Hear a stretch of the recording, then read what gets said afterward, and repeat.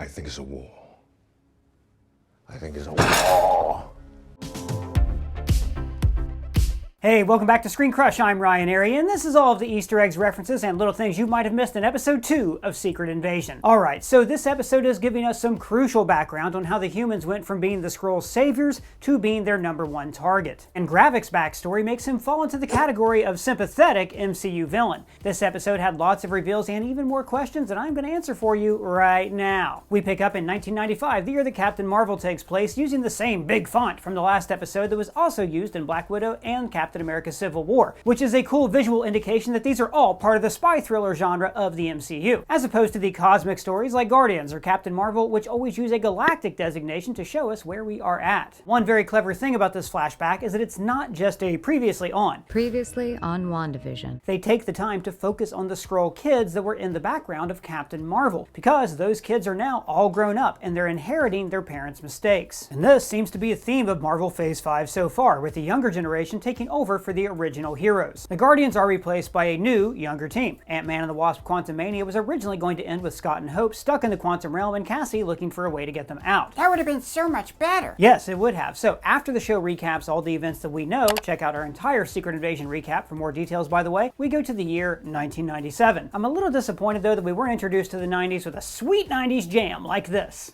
Tell me why ain't nothing but a... Now remember, Captain Marvel ended with the Skrulls using a Tesseract-powered engine to fly higher, further, faster so they could escape the Kree and find a new home. Yeah, and Carol was Space Moses. I remember. But here we learned that I guess that didn't really work out, because the Skrulls are back on Earth after just 2 years. But actually that kind of makes sense, because Earth is a planet where they would be safe from the Kree after Carol decimated Kree warships at the end of Captain Marvel. So the Kree know to leave this planet alone. Oh, okay, hang on. I got a call here.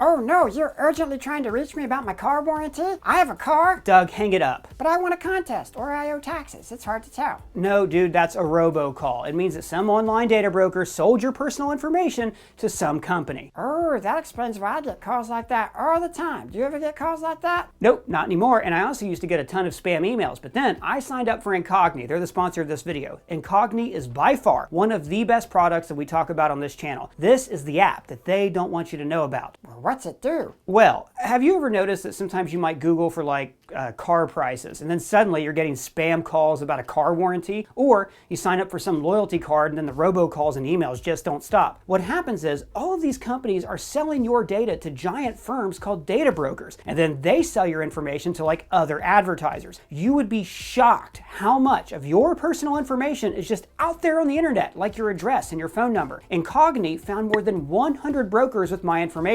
One of them was rated 9 out of 10 for data sensitivity, and they were selling information about my potential health risks, my insurance provider, and my credit type. It's really scary stuff. Well then, let's go live off the grid and join a cult. No, you don't have to live off the grid and join a cult. But also just don't do that. No, here's the thing. Those data brokers have to remove your name from their database if you ask them to. I don't have time to ask those companies to do all that. I'm just going to go live on a compound somewhere. Nuh-uh, but that's where Incogni comes in. They contact these companies for you. You don't have to do anything, and they alert you when the request has been completed. After signing up, I get almost no spam, and I can't even remember the last time I got a phone call from my old friend unknown number. So I highly recommend giving Incogni a try. Use my code ScreenCrush with the link below to get 60% off of Incogni. It's a great deal that you don't want to miss. Back to the Easter eggs. I thought that the art on the walls here was an interesting design choice. Now, this place was clearly here longer than the Skrulls have been, but the mural is of a face split in two, like the Skrulls wearing two faces in this scene. This show has a recurring theme of faces appearing in the background, like the clock faces in Sonya's office, the Russian nesting dolls, and the masks hanging up on Fury's wall later in the episode. Fury is now wearing his signature eye patch, whereas the last time we saw him chronologically, he had taped a kitchen utensil to his eye. It's a neat visual way to show how Fury from the end of Captain Marvel is evolving into the man that we met in Iron Man. Now, I can't be sure, but I think that the Skrull he speaks to at the beginning is also Priscilla Fury, his wife that we meet at the end of the episode. Wait, what? I have so many questions about this. I know, and I'll explain a bit later on. So, in this opening scene, we meet a young Gravik and find out that he is brilliant, an orphan, and withdrawn. He escaped from behind enemy lines, piloted a ship all on his own. It's interesting because this is the origin story for so many superheroes. Hell, even Rocket Raccoon has a similar origin, down to stealing a rocket ship to evade genocide. The origin is also very similar to Superman, who escaped a planetary holocaust in a rocket to find refuge on Earth. But the difference between Gravik and the orphaned heroes like Superman or Batman is that Gravik did not have a strong moral influence to raise him. But Batman didn't have him. Batman had Alfred. And it also means losing someone that I have cared for since I first heard his cries echo through this house. Oh yeah, copy that. So, in this scene, Fury makes the Skrulls a deal. He'll find them a home, but they have to pay rent by working for S.H.I.E.L.D. It's a free country, it's not rent-free country. This actually explains how S.H.I.E.L.D. could become the preeminent spy agency in the world. And it makes it even more impressive that Hydra was able to stay hidden from Skrull operatives. Seeing young Gravik here also put me in mind of Dumbledore meeting a young Tom Riddle in Harry Potter. Both are villains shaped by tragedy who are recruited by mentor figures that are heroes in the present-day storyline. When Fury greets her, they touch foreheads, like Fury and Talos did in the last episode. Shout out to Heavy Spoilers for pointing out that in Captain Marvel, this gesture is used as a greeting between Skrulls who share a strong personal bond. And then we see Talos in human form. Yeah, why is he still wearing the skin of Fury's boss at S.H.I.E.L.D.? Actually, Doug, he explains this at the end of Captain Marvel. I loved sporting his beautiful blue eyes. It seems like the Skrulls are similar to the bounty hunters in the movie Critters. Once they find a face they like, they stick with it. Lee stays a nothing face till he finds the right cell. This scene confirms a theory that we posted a few days ago that Fury may have promised the Skrulls a home, but in the meantime, he used them as S.H.I.E.L.D. agents. Very well, you were right and we were wrong. Yeah, but wait, didn't you get that episode early? This episode, yeah, but we did write that video before watching episode 2. Oh, okay, alright, I guess I trust you.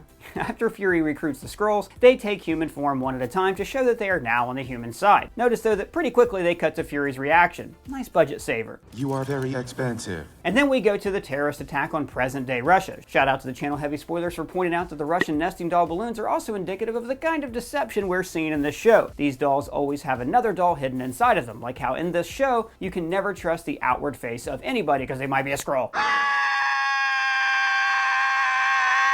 So then Gravik strolls away after murdering Maria Hill, which I'm convinced he did to make Nick Fury suffer. Gaia is waiting for him, which is making us think that she lied to her dad about turning on Gravik in the last episode. And then again, there's no guarantee that this is actually Gaia, or that she was really the person who was talking to Talos in the first episode. I don't trust anyone. I'm also going to hold on to my theory here that Talos is the secret villain behind everything, even keeping his involvement hidden from his own daughter. But here, he arrests Fury to get him to safety, while the fake American activist is captured just like Gravik planned. Yeah, wait, what was that about again? Well, one of the Skrulls is posing as an American who is part of an anti-Russian group, and then they're framing this guy for setting off the bomb in Russia, hoping that the Russians will blame the American government and kick off a war. I don't know if that would happen, but gotcha. And then we go to the infamous AI art opening credits. Now, in case you didn't know, the weird movements of these credits were created with an AI program to give them a weird, inhuman feeling. And in that respect, they work. We actually did a great video breaking down how the credits were made, where we brought on an animation producer and an artist to talk about the implications of this kind of work. It's a great video that we're very proud of, so please check it out when you have time. Then, on the getaway, Talos and Fury catch their breath, and Fury talks about his past. We knew from Captain Marvel that he grew up in Alabama, but here he talks about a long train trip with his mother where they traveled during segregation. Coming out of Alabama, we always had to ride in the colored car.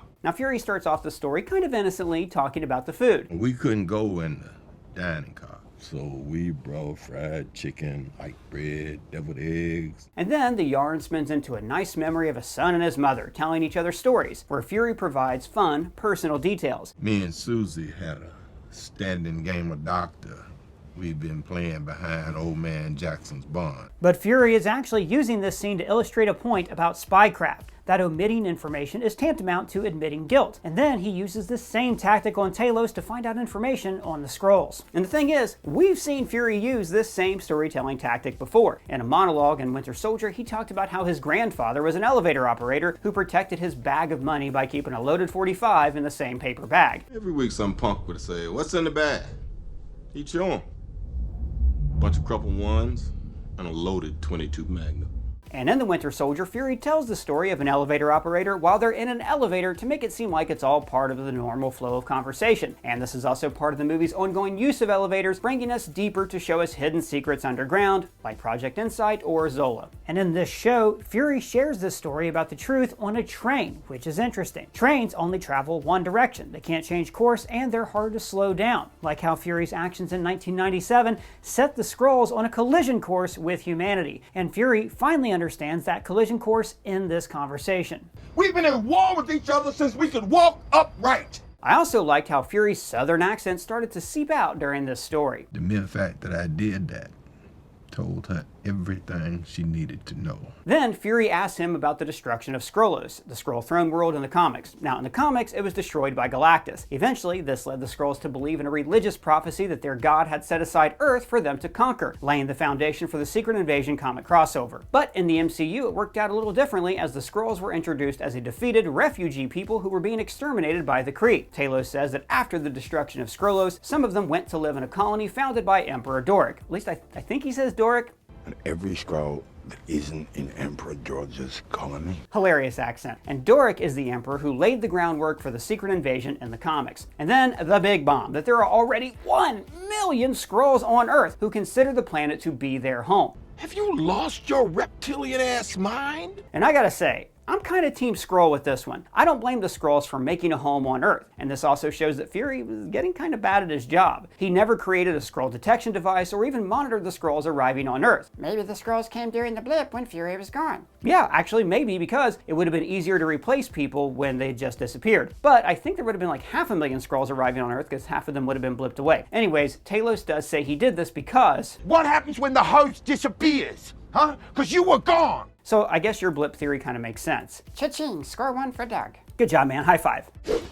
Talos says that as soon as Fury returned, he went straight away to the space station. And we saw this in the post-credits scene from Far From Home, where Fury is on vacation in space surrounded by Skrulls. One thing though, I think this is the first time this was confirmed to be on Saber, which was the station orbiting Earth. I always assumed that Fury was off in deep space. Fury counters with, "You knew how to get in touch with me, Talos," which we saw Talos doing in that Far From Home post-credit scene. And Fury drops the mic with, "There is not enough room or tolerance on this planet for another species." And I'm telling you, that Talos villain theory looking pretty good right now. And then Fury delivers the coffin of Maria Hill to her mother. So in the comics, Hill was actually running S.H.I.E.L.D. during Secret Invasion, while Fury gathered a team of people that he could trust to work outside of the system. Now the show has obviously copied some of those elements, but with Rhodey later taking the place of Hill as the establishment figure who pushes Fury out. The scene where Elizabeth Hill blames Fury for the death of her daughter reminded me a lot of this critical scene in Civil War where Alfred Woodard puts Tony Stark on a guilt trip for Sokovia.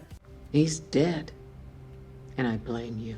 In both this show and in Civil War, Fury and Tony doubt their own judgment and their own capabilities to handle this crisis. The difference between them is that in Civil War, Tony decides to cede control to the government, while Fury is forced to go off on his own. And then we get several news flashes where we see prominent people who will later be revealed to be the leaders of the Skrull ruling council, including the Prime Minister of Great Britain, the Secretary of NATO, and Christopher McDonald as a news host of a Fox News type of network. Good to finally see the shooter in the MCU. Big trouble though, pal. I eat pieces of shit like you for breakfast.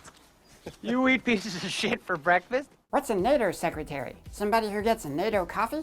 Good question, Doug. NATO stands for North Atlantic Treaty Organization. It's an alliance of countries formed during the Cold War to prevent the Soviet Union from spreading. And to this day, they're still essentially an alliance of the West trying to stem Russian expansion. So, since this show is about a potential World War III between Russia and America, this guy could be key in de-escalating or escalating that conflict. This is also similar to the comics, where the Skrulls replace several world leaders and media personalities in addition to superheroes. Then Gravik attends his first Skrull Council meeting. And remember, last episode, Talos told us that he was recently removed from the Council and replaced by Gravik. Gravik makes the case that humans are not good enough for their own homeworld, between the constant wars, racism, and polluting the environment. Like all good villains, he sees himself as the good guy, fixing the Earth's problems by ruling over it. You were made to be ruled. Mostly, though, Gravik and the others hate Fury for casting them aside and abandoning his promise. Like I said, though, fair play. Fury's been at this for almost 30 years. There has to be a new planet out there somewhere. Gravik says, "And unlike the last war each one of us around this table fought in, I'm not going to lose this one." Which made me think about the Nazis. Part of the reason why the Nazis rose to power following World War I is because there was a lot of resentment among the German people after their loss in the Great War. Germany had the strongest army in the world, and not only did they lose, but they lost big, and they had to pay reparations to the Allies and disassemble their entire navy and military. Hitler tapped into this resentment and told his people that they would never be losers again, which did not work out well for him. And now we have Gravik, who is tapping into a similar resentment to rally young people to his cause. Like we pointed out last week, he is using typical terrorist tactics of recruiting disaffected youth to his cause. The council asks, "And what happens if the Avengers return?" Finally, actual confirmation that following Avengers Endgame, the Avengers aren't a thing anymore. We've seen various heroes putting their heads together, like at the end of Shang-Chi, but the Avengers have remained disassembled following Thanos' defeat, which, if I may, is pretty stupid. You would think that the ultimate lesson the heroes would learn after the portal scene is that they need to stay together as a fighting unit, so Bruce or somebody would have reassembled the team. But we're going to do a whole video about that soon, so subscribe, ring the bell to make sure you don't miss it. Gravik pulls off a coup d'etat on the council, and before Shirley walks out, she fills in some crucial Skrull backstory. We did not end up homeless refugees because we were unwilling to wage war. We ended up homeless refugees because we were too willing.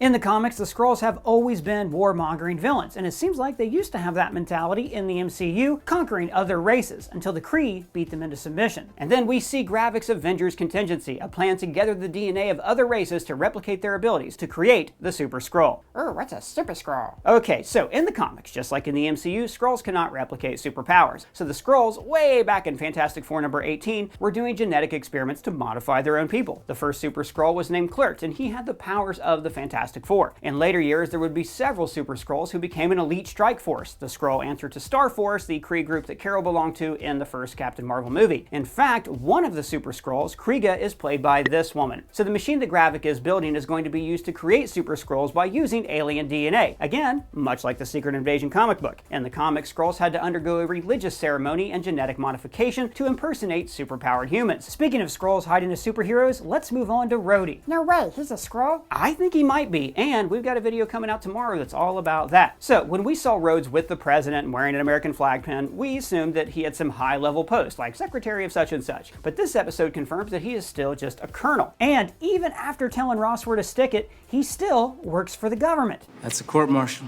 Rhodey is answering to a council for Nick Fury's actions, which is similar to the hearing scene in Iron Man 2 when Don Cheadle's Rhodey was first introduced. Didn't expect to see you here. Look, it's me. I'm here. Deal with it. Let's move on. And there was a more recent scene in Wakanda Forever, which was much more high profile. Now, I thought it would have been neat if one of these same actors would have reprised their roles here, but this hearing is much more small potatoes than the one in Black Panther 2. After all, the United States sent their Secretary of State, and in this show, they send an Air Force colonel. I also thought this line was interesting.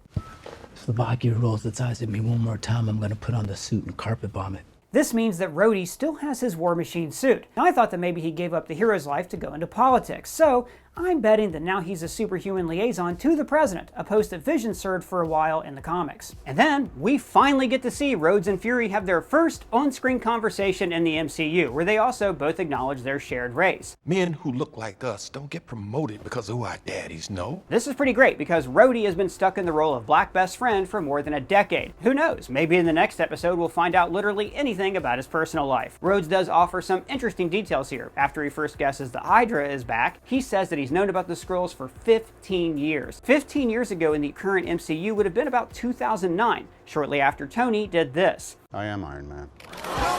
So if the Skrulls landed around then, it would make sense if they replaced Rhodey right at that time, because he was close to the world's highest profile superhero. But again, video coming out about that soon. But there was one thing about this conversation that I thought was extremely silly. Maybe we should call our friends. So right here, they're talking about calling their friends with superpowers. And Fury's answer, we get them in a fight with the Skrulls, and next thing you know, they find themselves duplicated and turned into terrorists. This is outright ridiculous. So in the Secret Invasion comics, the Skrulls have learned how to duplicate a superhero's powers, which makes it pretty much impossible to tell if a hero is a Skrull. But in this show, they haven't done that yet. So Fury could easily ask the Hulk or Monica Rambeau or anyone else for help, because the Skrulls would not be able to successfully replicate their powers. This is just a line written into the show to stop us from asking that question. No, wait, he says he doesn't want the heroes to get framed for a crime. Yeah, so, well, you know what, if they were framed for a crime, he could just explain to everybody that shape-shifting aliens from space took the... I understand now. Okay, so never mind. The whole reason Fury wants to keep it a secret is because he's trying to keep the presence of the Skrulls a secret on Earth. My bad, I apologize. You're great, high five. But then, these two world-class actors get to really chew through some text, and it is one of the best dialogue scenes in the MCU. They touch on the difficulties of black men getting ahead in their field. Every ounce of power we wrestle from the vice grip of the mediocre Alexander Pierce's. And of course, remember, Alexander Pierce was the Undersecretary of the World Security Council and secretly a leader of Hydra. Hail Hydra. When Fury talks about keeping the world safe, Rhodes invokes American exceptionalism. When Fury says he's trying to protect the world, Rhodes says the way to protect Earth is to protect America. We protect the planet. by protecting our seat at the table. What's American exceptionalism? Well, this is the idea that America is so exceptional that we have to be in charge of the world's security.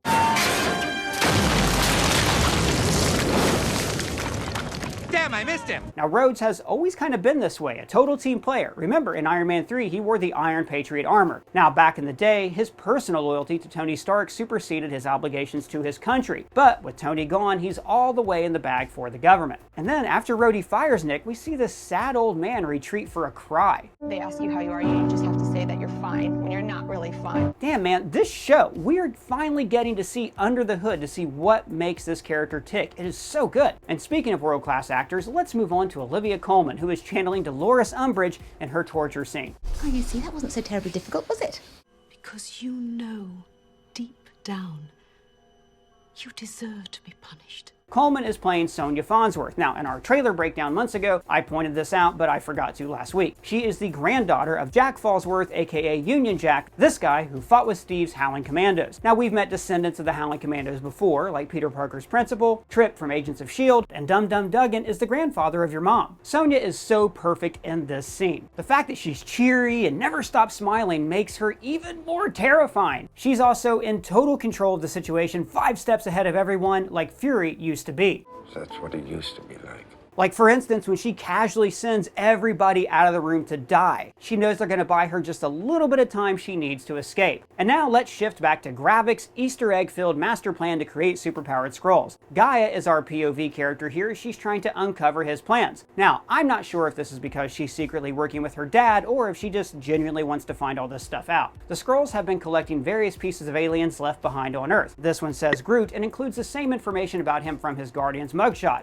his species Flora Colossus, and that he's from Planet X. As for where a piece of Groot would have been recovered, my guess is Wakanda. The next one is a frost beast from Jotunheim, and I am glad we finally got this addressed. One of the gags from Thor: The Dark World is that after the magic sky holes have closed, one of the frost beasts is still loose on Earth. Now, presumably, S.H.I.E.L.D. captured this beast during the mop-up operation we saw pieces of in Agents of S.H.I.E.L.D., but this is still a pretty big loose end in the MCU. This one says Cull Obsidian, one of Thanos' Black Order who fought Wong, Tony, and Peter Parker. And remember, Wong cut off his arm, and that would be the piece of him that the Skrulls have collected. And we also see Extremis, the super weapon that Aldrich Killian developed in Iron Man 3. Remember, that weapon was unstable, but Tony Stark managed to stabilize it to save Pepper's life. This has been another big loose end in the MCU because Tony essentially created a weapon that could end all disease, and the MCU just never talked about it again. And notice that the origin for Extremis is listed as Terra, or C53, the same designation the planet is given in Captain Marvel and in Guardians of the Galaxy films. Now, what's interesting is that when you add these powers together, you get an approximation of the Super Skrull's abilities. Groot gives the powers to stretch. Extremis is like the Human Torch, Cull Obsidian has scaly skin like the Thing, and the Frost Beast is nothing like the Invisible Woman. Oh wait,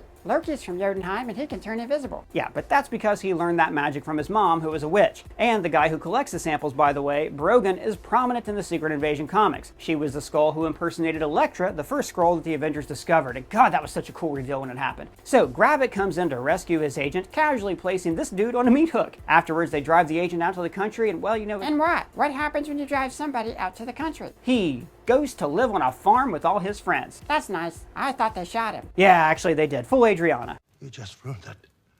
I cried for 3 days. And we end by showing that Guy is not happy with the death of a loyal soldier, making her wonder if she is going to be next. And whose side, guys, is she really on? Back to Fury, he gets an SUV out of mothballs in England. It's not the same make or model, but it is similar to the reinforced vehicle that he drove in Winter Soldier. But I'm betting that this one has absolutely no tech in it whatsoever, so he can keep his secret wife off the grid. After all, he did the same thing for Clint Barton. Fury helped me set this up when I joined. Kept it off S.H.I.E.L.D.'s files, like to keep it that way. God, what a cool reveal. Underrated movie. So, this is a pretty big twist, the reveal of Nick's wife, Priscilla Fury. She has sort of been mentioned before as a coded spy term. My wife kicked me out. Didn't know you were married. Wait, Fury's married to a Skrull? Does he even know she's a Skrull? Right, so first of all, like I said before, I'm pretty sure this is the same woman that he speaks to in the flashback here. Welcome. Thank you, Fury. And when Fury pulls up to the house, his wife is casually making dinner while in her Skrull form. This could be because she's hiding her identity from him, but I don't think so. We've seen that when Skrulls go undercover, they go deep undercover, even maintaining their human forms around each other. I think that when her husband comes home, she just chooses to look like whatever he finds most attractive. It'd be really funny if she was played by Tyra Banks. Ooh, can you imagine? And finally, I love the detail that when he enters their home, he has to put on his wedding ring. He wouldn't wear the ring in the outside world because letting people know that he's married is a way of showing weakness. But here, he lives a totally different life. Out there. Not in here. And by the way, everybody, don't forget that if you don't want secret agents to follow you and track all your information, then get Incogni. It is a great way to scrub your information off the internet and protect your privacy. But what did you think of this episode of Secret Invasion? Let me know your thoughts down in the comments below or at me on Twitter. And if it's your first time here, please subscribe and smash that bell for alerts. For ScreenCrush, I'm Ryan Airy.